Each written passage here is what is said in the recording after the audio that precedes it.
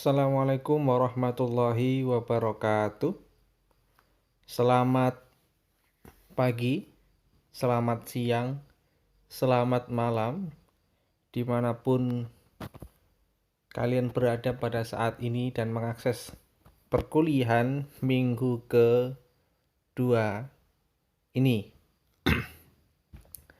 Salam sejahtera untuk kita semua.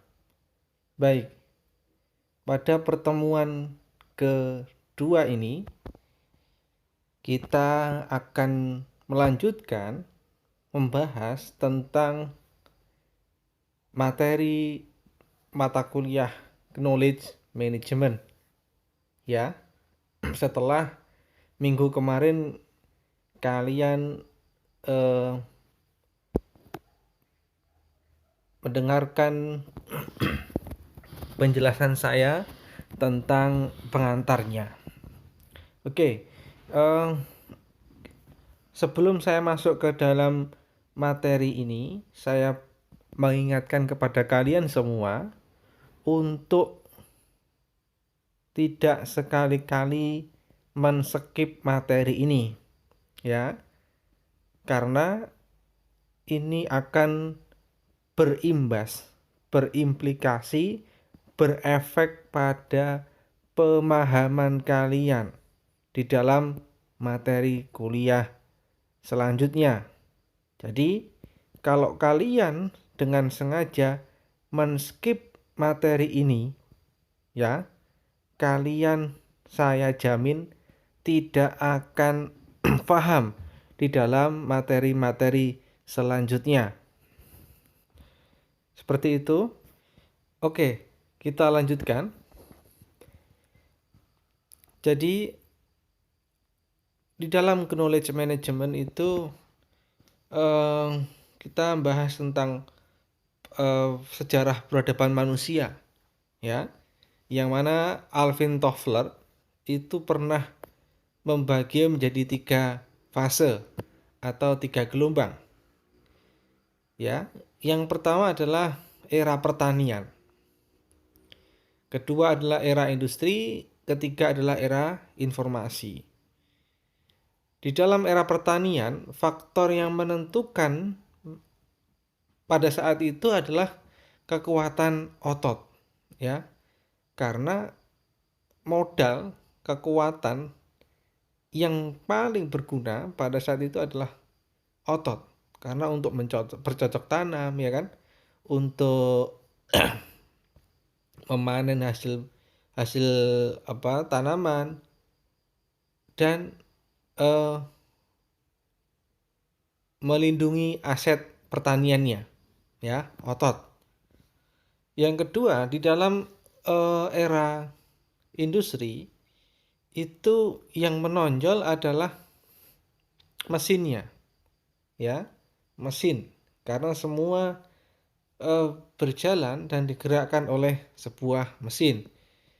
Dan yang terakhir, sejarah yang terakhir, gelombang terakhir maksud saya, itu adalah era informasi. Yang menonjol pada era itu adalah pikiran dan pengetahuan manusianya, ya, atau di dalam bahasa Inggris biasa kita sebut dengan mind. Kita lanjutkan. Oke. Dalam mengikuti pertumbuhan sebuah informasi, tentu tidak hanya langsung menerapkan, tetapi harus melalui adanya proses, ya. Jadi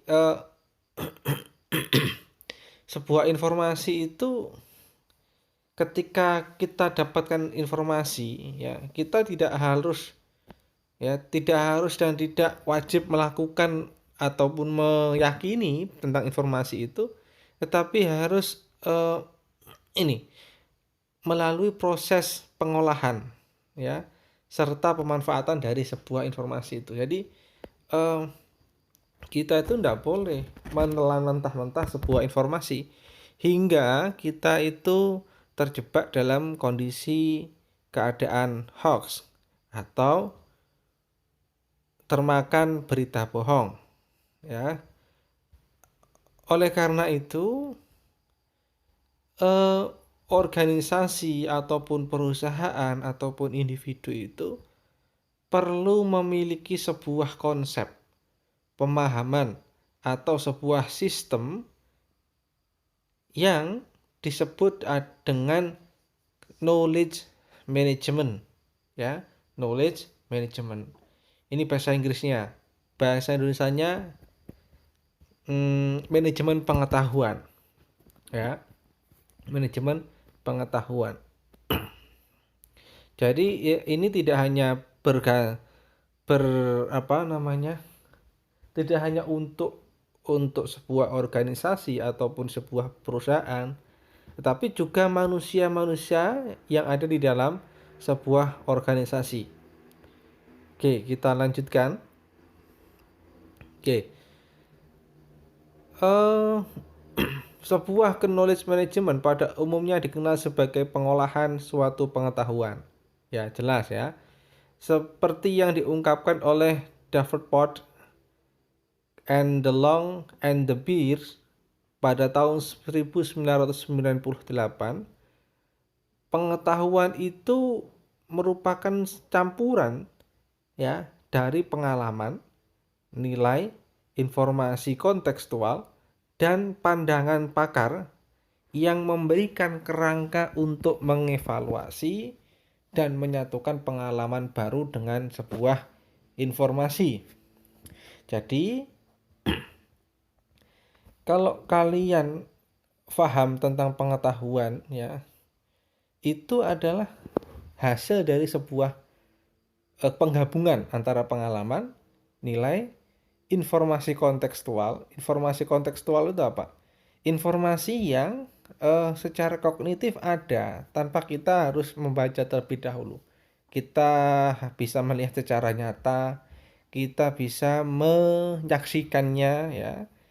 Kita bisa menggabungkan informasi itu dengan informasi yang sebelumnya, ya. Itu informasi kontekstual. Dan pandangan pakar. Pandangan pakar itu adalah pandang atau argumen dari ahli, ya, ahli. Oke. Jadi seperti itu. Kemudian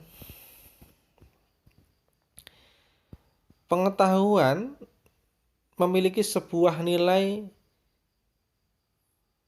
tingkatan, ya. Ini Davenport and the Long and the Beers mengungkapkan bahwa ada namanya hierarki pengetahuan, ya, yang dimulai hierarki itu apa? Tingkatan, step by stepnya. Jadi pengetahuan itu ada step by stepnya, ya, tidak langsung jadi pengetahuan, itu enggak, ada prosedurnya, ya, yang dimulai dari data, kemudian menjadi informasi, kemudian menjadi pengetahuan, dan menjadi sebuah wisdom pada saat akhirnya. Oke, kita lanjutkan. Oke, di sini adalah piramid pengetahuan, ya, piramida pengetahuan. Oke, piramida ini cara bacanya dari mana? Ayo, ya, benar, dari bawah, bukan dari atas, ya. Tadi pengetahuan itu berawal mulanya adalah dari data, ya, data, ya. Data itu apa? Data itu adalah kumpulan dari beberapa, dua atau lebih datum. Datum itu adalah bagian terkecil dari sebuah data, ya. Kalian ingat-ingat, data adalah kumpulan dari dua atau lebih datum. Datum adalah bagian terkecil dari sebuah data. Oke. Ketika data ini diproses, itu akan menghasilkan sebuah informasi. Cara memprosesnya gimana, Pak? Caranya berbagai macam. ada yang diproses data itu diproses oleh ahlinya di bidang keilmuannya. Contohnya BNPB, Badan Nasional Penanggulangan Bencana, ya. Itu mengolah data. Semisal ada gelombang seismik, ya, gelombang seismik, ya, gelombang yang ada, yang gunung kalau mau meletus itu pasti ada gelombang seismiknya, getaran di dalam magma magma gunung itu, ya, itu data itu, ya. Kemudian data itu diproses hingga menghasilkan sebuah informasi. Oh, kalau datanya apa namanya, bentuknya kayak gini, gitu kan? Itu artinya bahwa gunung ini sedang biasa-biasa saja. Tapi kalau sampai seperti ini, oh jadi ini bahaya, siaga 1, ya, waspada 1, ya, masyarakat harus segera diungsikan. Nah itu berawal dari sebuah data, ya, data yang diproses hingga menjadi sebuah informasi. Oke, bagian selanjutnya adalah ketika informasi itu diterapkan di dalam pikiran manusia ataupun pandangan manusia, dimengerti oleh individu, itu akan menjadi sebuah knowledge, akan menjadi sebuah pengetahuan, ya. Maksudnya gimana? Maksudnya seperti ini. Ketika informasi itu tentang eh, apa namanya, pandangan bahwa gunung ini akan em, mengalami yang namanya semburan lahar panas pada beberapa jam ke depan. Lah, itu berupa informasi, ya, karena dari data yang diperoleh di dalam pengolahan oleh ahlinya itu akan seperti informasinya menghasilkan seperti itu. Lah, ketika informasi itu diyakini kemudian difahami oleh seseorang ataupun individu, itu akan menjadi sebuah pengetahuan yang dimiliki seseorang itu, ya. Ya, ketika contohnya ketua kayak gini, contohnya gini, BNPB itu ketika mengumumkan itu kemudian, mohon masyarakat yang ada di lereng gunung segera mengungsi karena sebentar lagi dalam waktu dekat gunung akan mengeluarkan lahar panas. Nah, itu informasi. Kemudian orang-orang yang mendengar itu akan mengetahui, ya, mengetahui informasi itu dan meyakininya, ya. Mereka jadi tahu, oh iya, bahwa gunung itu mau meletus. Mereka jadi tahu. Karena apa? Karena mereka meyakini dan memasukkan informasi itu ke dalam pikiran mereka. Itu ya. Oke, jadi clear. Kemudian ketika pengetahuan itu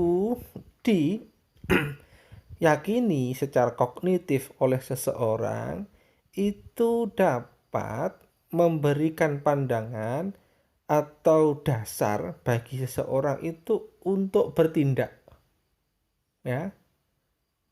Tadi ketika pengetahuan itu diyakini dimiliki seseorang, itu pengetahuan itu bisa digunakan untuk bahan pertimbangan. Itu aja, ini ya, kalau di atasnya itu ada yang panah biru ini, itu judgment itu.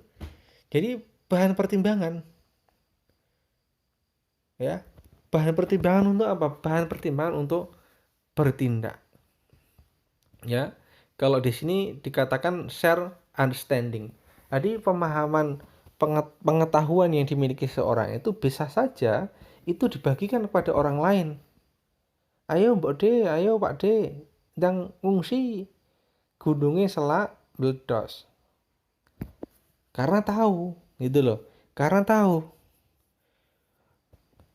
Bisa juga karena bahan pertimbangan,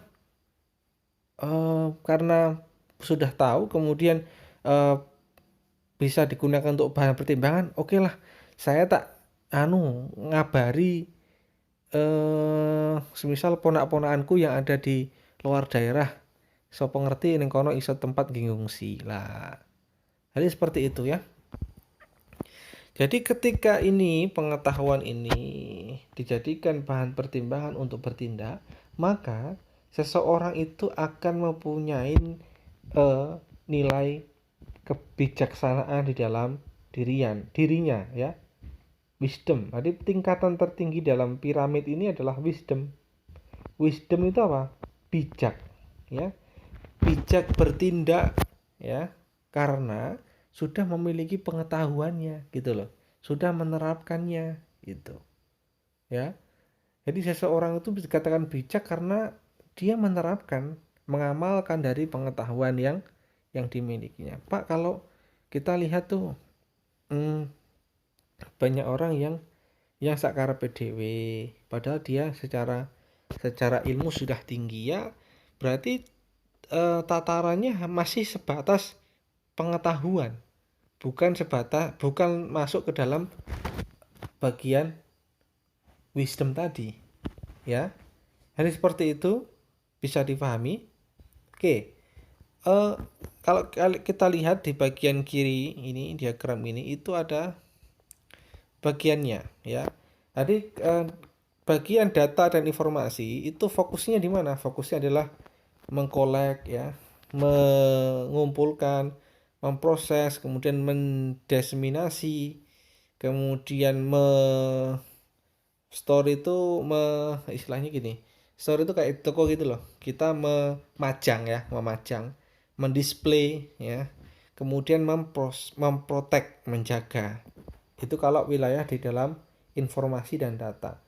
Kalau wilayahnya knowledge, kemudian wisdom itu adalah fokusnya adalah mengkreasi ya, berkreatif, kemudian mengorganize, kemudian mengaplikasikan dan mentransfer apa yang diketahui seseorang itu ya. Kemudian kalau kita lihat itu yang sebelah kiri diagram ini, kalau sebelah kanan itu ada warna hijau, kuning, merah ya.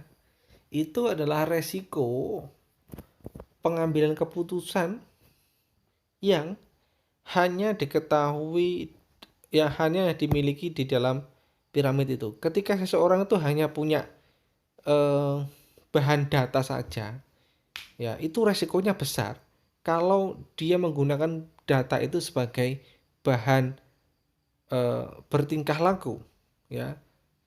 Itu karena tanda merah ya. Beda lagi sama yang knowledge ya. Knowledge itu orang kalau sudah punya pengetahuan itu mau ngapain aja itu sudah santai, karena secara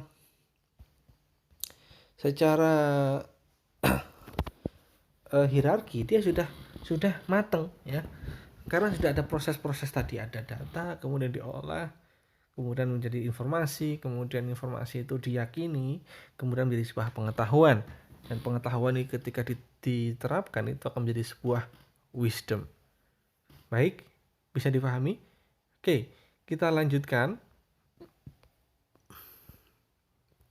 Oke, secara konseptual, knowledge management merupakan kegiatan organisasi dalam mengelola pengetahuan sebagai aset. Ya, tahu aset ya. Diperlukan upaya penyaluran pengetahuan yang tepat kepada orang yang tepat dalam waktu yang cepat. Ini. Jadi jadi ketika knowledge management itu diterapkan, itu adalah intinya adalah mengelola pengetahuan ya, mengelola pengetahuan hingga pengetahuan itu dapat diberikan kepada orang yang tepat dengan cara yang cepat ya, waktu yang cepat juga. Oke, kemudian itu pengertian pertama. Pengertian kedua menurut si Hendrik tahun 2003, jadi knowledge management itu adalah proses merencanakan, mengumpulkan dan mengorganisir, memimpin dan mengendalikan data dan informasi yang telah digabung dengan berbagai bentuk pemikiran. Ya, jadi mulai direncanakan, dikumpulkan, diorganisir, ya, kemudian dikendalikan data dan informasi itu dengan berbagai bentuk analisis, kemudian itu akan menjadi sebuah pengetahuan. Jadi prinsip utama knowledge management itu adalah mendorong agar organisasi untuk know what they know, ya, know what they know. Maksudnya apa? Tadi prinsipnya knowledge management itu adalah mengetahui apa yang mereka tahu. Itu intinya, gitu loh. Karena apa? Karena kalau kita sudah tahu apa yang mereka ketahui, kita sebenarnya sudah memiliki aset. Kita sudah memiliki modal yang kuat. Karena kita punya pengetahuan itu. Begitu. Oke? Bisa dilanjutkan? Oke.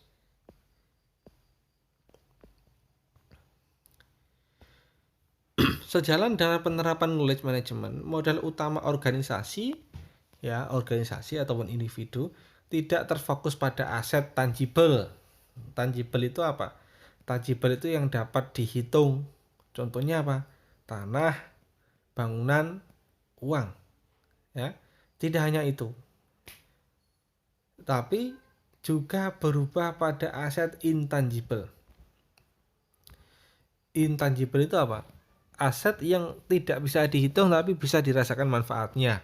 Contohnya brand, kemudian rekognisi, patent, customer loyalty, ya, layanan, ya, itu bagian dari intangible dalam sebuah service, ya. Kemudian proses inovasi banyak bergantung pada pengetahuan, terutama karena knowledge management, karena knowledge merepresentasikan suatu bidang jauh lebih dalam daripada data, informasi, dan logika konvensional. Ya, kita flashback tadi di diagram tadi bahwa di dalam knowledge management itu yang terpenting adalah inovasi. Inovasi di dalam mengolah data, kemudian mengolah informasi, kemudian hingga mendapatkan sebuah pengetahuan yang dapat digunakan untuk pengambilan keputusan. Oleh karenanya kekuatan knowledge itu terletak pada subjektivitas yang mendasari value. Jadi pengetahuan itu semua sebenarnya kembali ke setiap orang. Ya, karena apa? Karena ya intinya adalah di orangnya sendiri. Ya. Ada orang itu yang kalau belum dapat pengetahuan yang besar, dia nggak mau bicara di banyak orang. Ada orang yang hanya tahu satu dari informasi satu aja sudah disebar-sebarkan, itu kan? Karena itu, ya. Dari pemahaman ini dapat dikatakan bahwa manajemen serta sumber daya manusia merupakan elemen penting dalam menjalankan setiap bisnis organisasi, ya.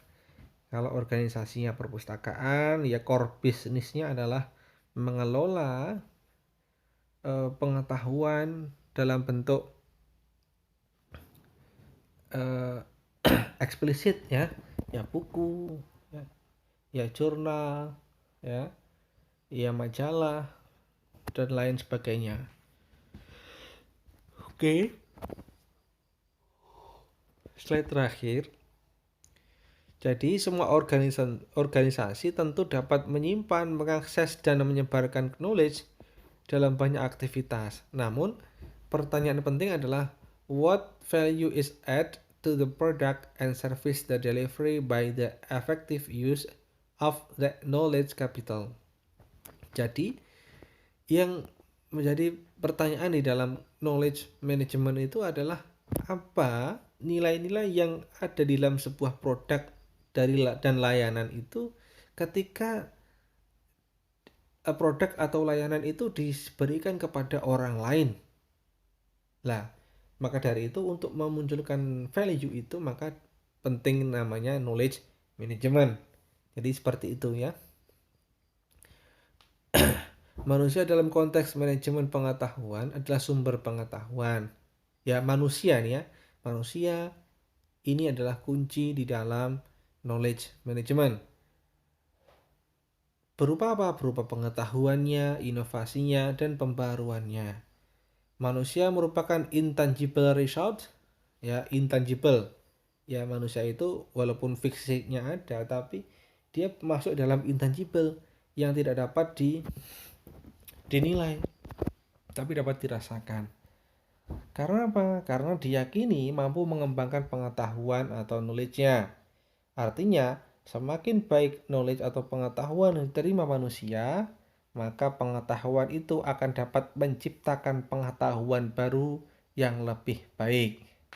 Jadi kenapa kok kok orang itu didorong untuk sekolah? Ada istilah wajib belajar 9 tahun, ada wajib kuliah, ada wajib S3 sampai S3. Karena ini ketika seseorang itu terus diberikan pengetahuan itu akan berimplikasi pada kemampuan seseorang itu untuk berlaku bijak, ya. Ingat kembali ke piramid pengetahuan tadi. Jadi semakin banyak orang yang dikasih pengetahuan, jadi harapannya adalah orang itu akan bisa bijak. Oke, itu inti dari mata kuliah pertemuan kedua ini. Semoga ini bisa difahami. Bagi kalian yang masih bingung, silahkan bertanya di kolom diskusi yang sudah saya sediakan. Oke, cukup sekian materi kali ini. Saya akhiri. Assalamualaikum warahmatullahi wabarakatuh.